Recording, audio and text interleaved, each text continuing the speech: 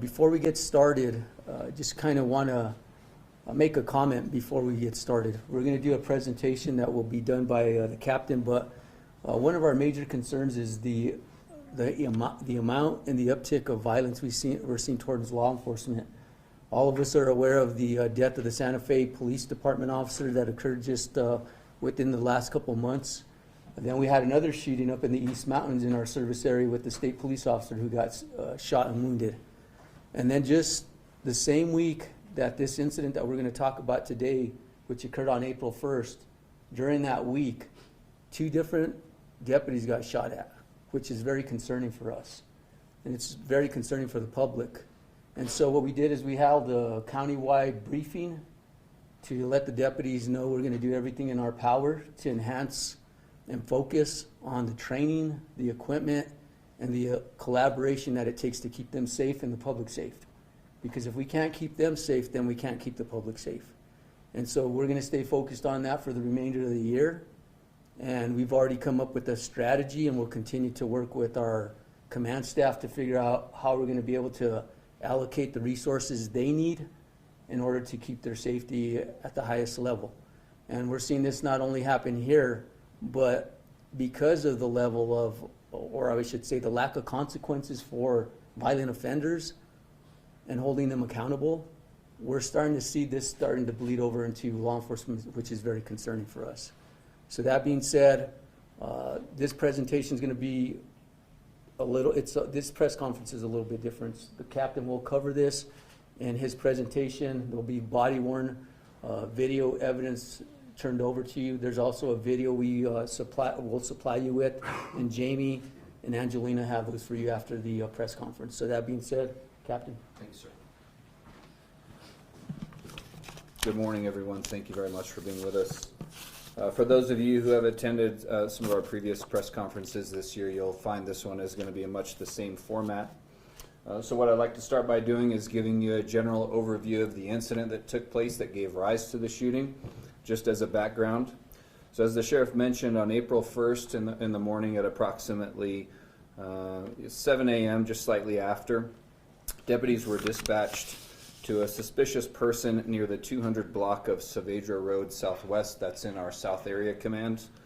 And when deputies arrived, they attempted to make contact with a male subject that was allegedly vandalizing a car. You'll hear, I believe, the dispatch audio of the caller giving those specific details to the deputies, and then they're subsequently dispatched to that location. On arrival, they go to make contact with a male subject who is outside of the residence that I just mentioned. And they're giving him commands, trying to get him to comply and make contact with him in a peaceful manner.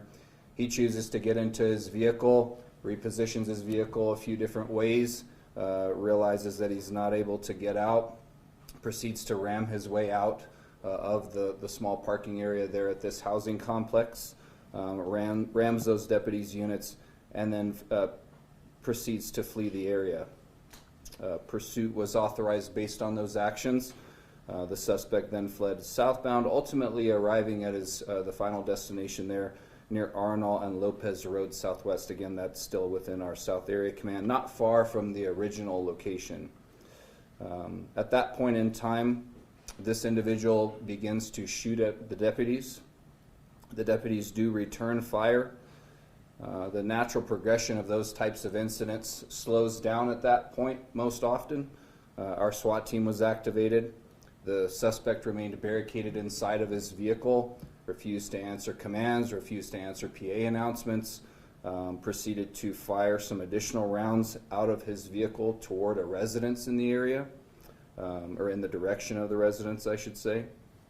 Multiple rounds, as I mentioned, were fired from inside the vehicle, and at that point one of our SWAT team members returned fire, stopping those actions. The suspect was found to be deceased inside of the vehicle. He was identified as 37-year-old Taylor Crabb. We'll talk about this individual a little bit more later on, but just for reference, he was a convicted felon and repeat offender in the state of New Mexico.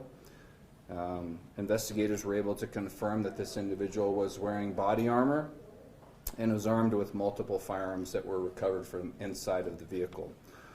So with that being said, we'll move on to kind of the chronology here of the incidents as they took place that morning. Again, the dispatch taking place April 1st, approximately 7:11. The suspicious person call is dispatched. 7:22, our deputies arrive and attempt to make contact with the decedent. 7:24 is when the situation has escalated and the deputy is able to communicate over radio communications that this individual is attempting to ram his way out of the parking lot there, and you'll see that on the video. Confirmation that our pursuit criteria has been satisfied in terms of the crime that has been committed by the subject, because obviously vandalizing a motor vehicle in the parking lot does not meet our pursuit criteria, but certainly ramming into marked patrol vehicles and endangering the lives of those deputies who are on scene does.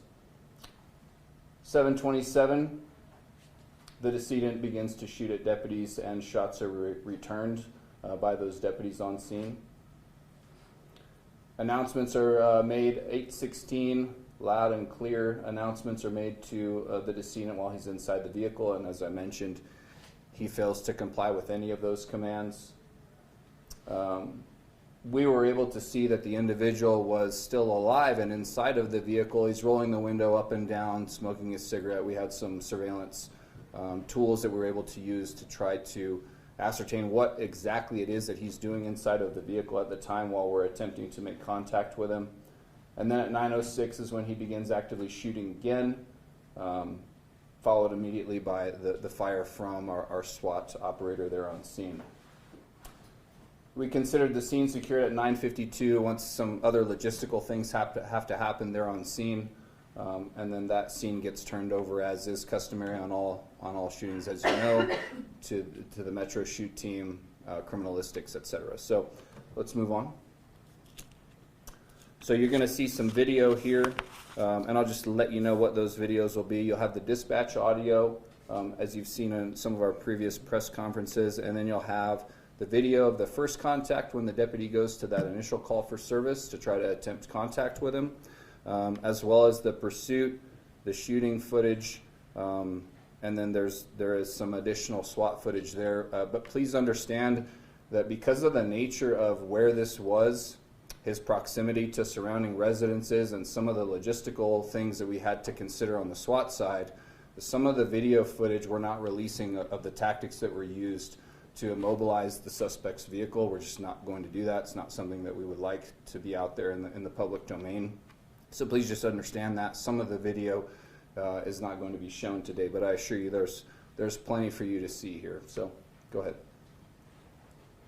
Bernalillo County Communications, this is Tim. How may I help you? Hi, Tim. I have a situation that it's not an emergency, but there's a whole bunch of men on my property over there at Mr. Baker. They're not authorized to be there, and I don't know who they are.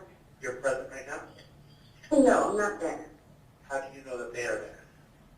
Because we have a ring camera. I went last night and I asked them to leave. Are they there right now? Yes.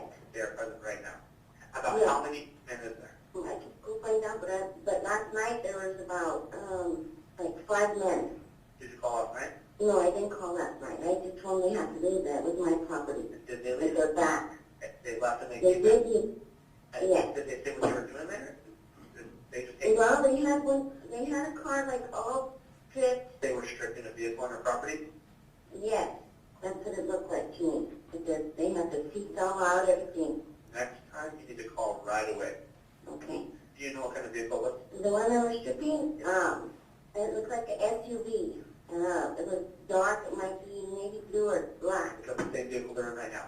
Yeah, they're still working. Everything went back to the way it was. That the neighbor said. Okay. We're going to get somebody out as soon as I can. Okay? Okay. Thank you so much. Thank you. Okay.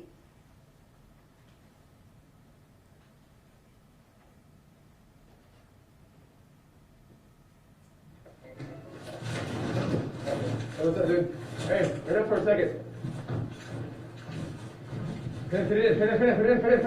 Fit in. Get out of the car! Okay, now, we have one chance to stay right on the vehicle, please. Get out of the car now! You can hear, and it might be a little difficult for you to hear, but you can hear him Get out of the revving car! the engine on the Pull the car vehicle. up, pull the car up,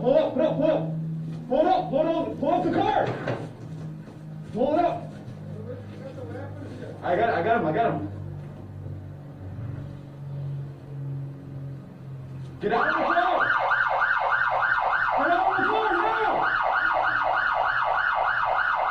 Additional units. Get out of the car now! Get out! Get out of the car!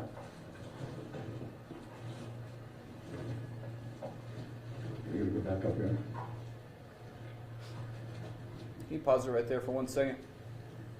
So you notice the deputy slide to his right a little bit. That's because the individual's in the vehicle jumping back and forth in the seat. The passenger door actually opens momentarily. When you go back and watch the video, you can see it. So he's trying to make sure that, or trying to at least get eyes on this individual to see what his intentions are, try to make contact with him. And then you hear him verbalize there in the video that he's going to wait right here for additional units. He's trying to use as much cover, as he can, knowing that if this guy wants to, based on the positioning of the sheriff's department vehicle, if he backed up, he could very likely be run over. So trying to reduce or eliminate as many of those risks as possible.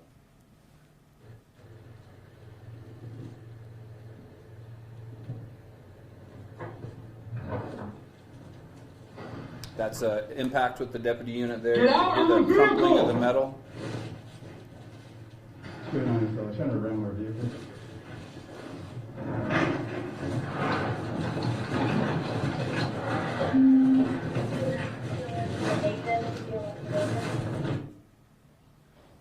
It's at that point you could hear the tire spin out there in the gravel of the driveway there and the easement kind of going into that housing complex. And at that point he just made the decision that he was going to get out by any means necessary. Go ahead.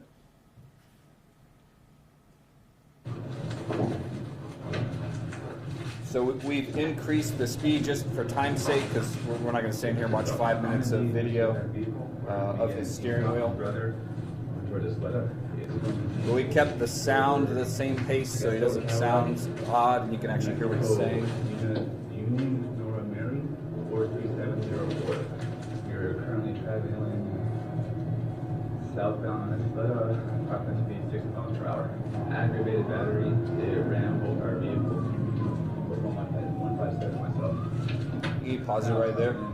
Just one thing that I'd like to illustrate, just so that you can appreciate how difficult what it is that deputy is trying to do. So he's got an individual with unknown intentions who just rammed his way out of contact with the deputies. He's giving very clear and calm commands while he's driving in a pursuit, indicating what the charges were, what the road conditions are, what the traffic conditions are. And I think that's a testament to our training in our department as a whole, that an individual is able to do that in a multitasking sense with the amount of adrenaline that no doubt he's experiencing right now. So go ahead.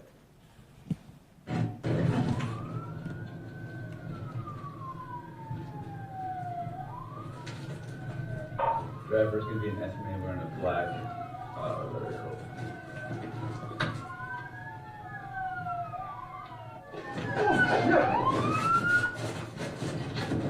Shot fired! Shot fired!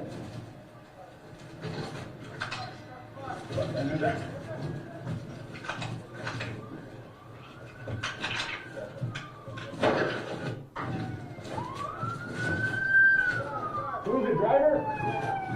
Driver! Put your hands up!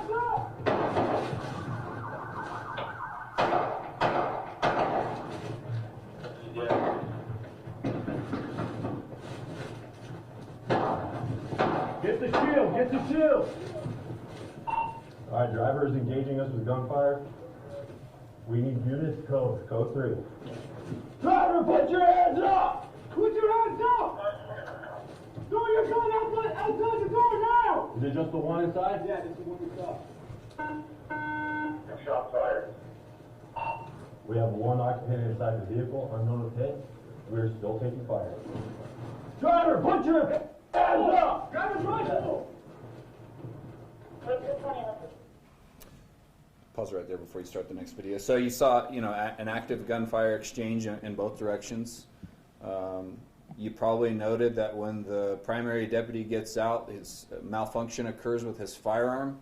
So while being shot at, he's got to go to the back of the vehicle, try to clear that malfunction so that he can re-engage in the incident. And then you hear them calling for some additional resources, a ballistic shield, additional units. some other things. So that just to break down what it is that you were hearing there. Go ahead.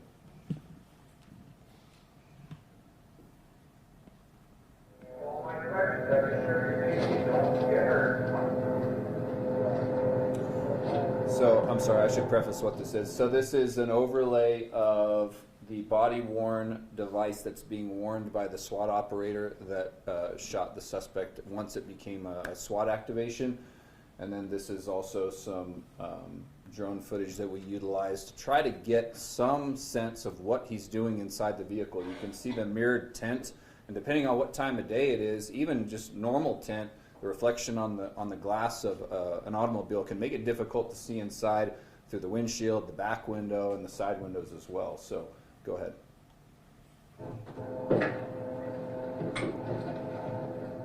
That is the suspect shooting out of his vehicle again.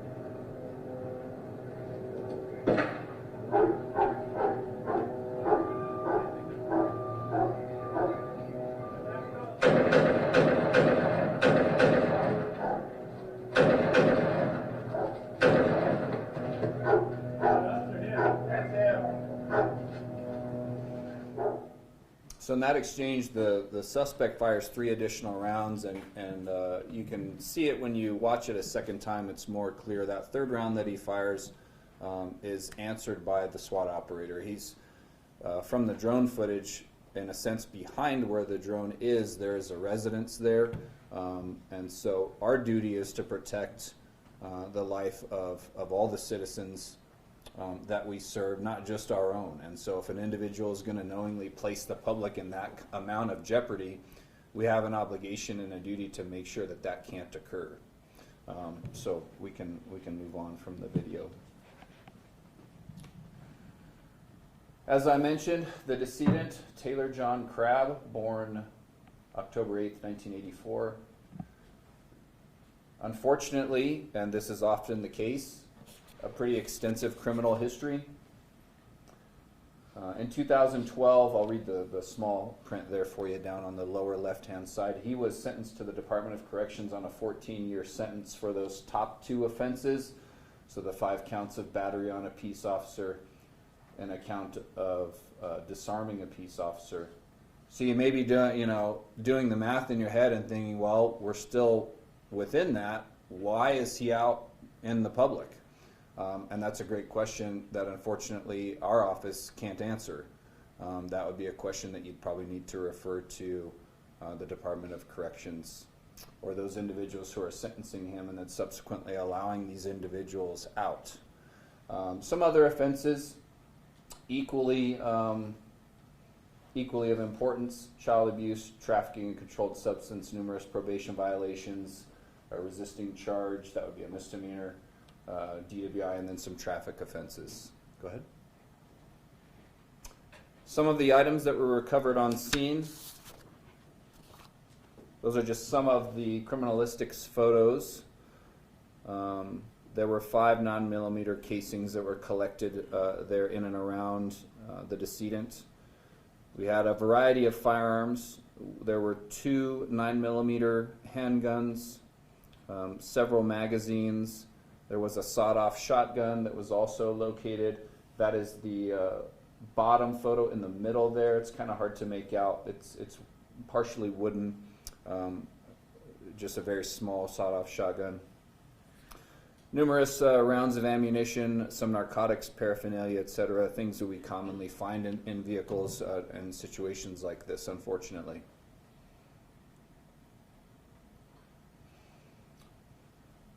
So a number of deputies involved, as you might imagine, in an incident of this magnitude.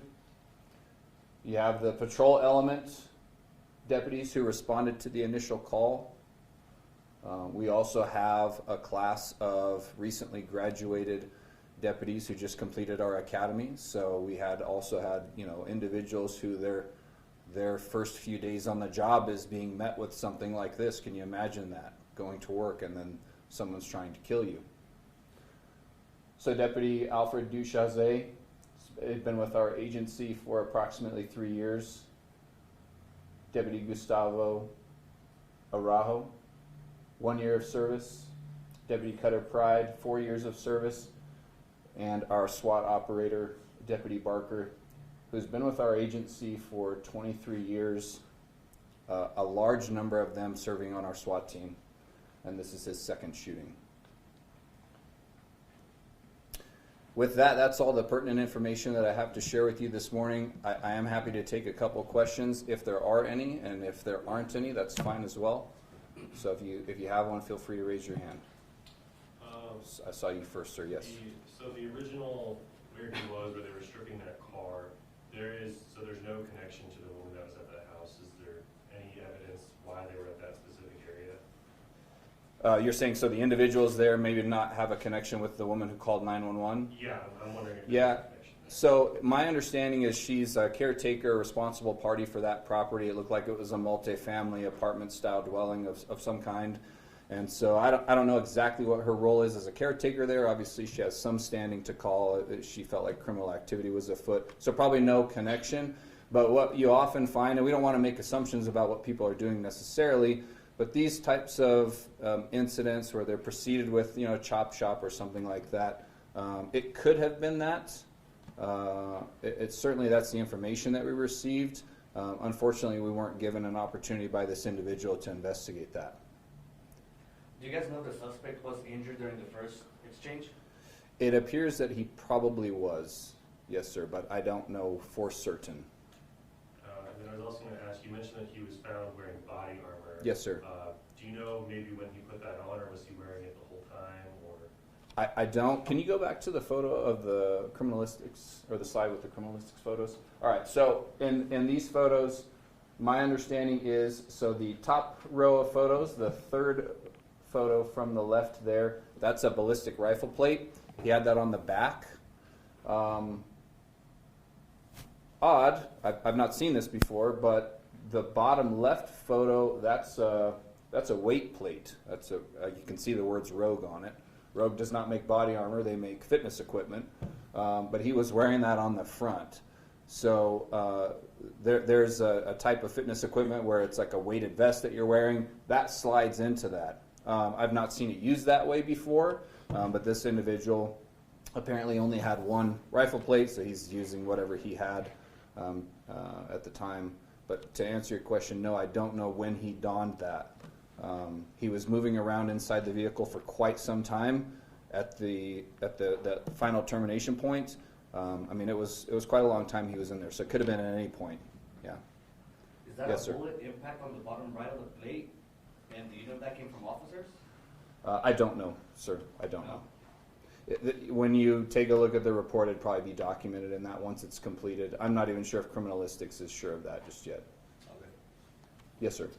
Yeah, so at the beginning you guys were saying about officer safety and how it's escalating, and the common theme is we have career criminals that seem are engaging in this type of activity, and the sentencing is not being used to the max. Has the Sheriff's Department looked at doing a model similar to the DA's office here, where they basically put the officers that have been, considered in a case that there's a pending civil or criminal case against them? Have you looked at doing something similar with ADAs and judges that don't sentence or are lax on sentencing or punishing crime? No, sir, not to my knowledge. I think that our focus right now, as law enforcement, that second word is the important part. Our job is to enforce the criminal statutes in the state of New Mexico, and that's what our focus is on. I would agree with the insinuation that there's more to be done in the other branches of government as well, but the fact of the matter is we are responsible for our portion, and we take that responsibility very seriously, and trust me when I say that is, in and of itself is a full-time job. Sir, Yes, sir. have you been able to determine if Pratt was the only suspect there at the property of the morning of that shooting?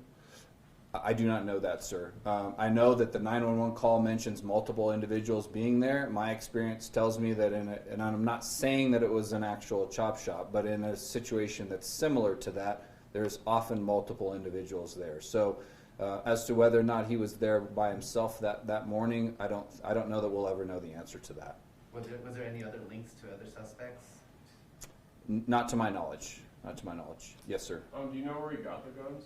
We do not yet at this time, sir. Okay. And did you guys find evidence of a crime, of like a car being stripped or anything like that at that scene he was initially at? I don't have the answer to that, I'm sorry. It's possible, but I don't know. Do you know how many total shots he fired throughout the whole incident? I don't, but I can tell you how many casings were recovered, and that may not be all-inclusive. We recovered 5 shell casings at the scene. That's the best answer I can give you on that. And when you said that he was shooting in the direction of a residence, did that residence get hit? Was there any kind of damage there? Not to my knowledge. Yes, sir. Sorry.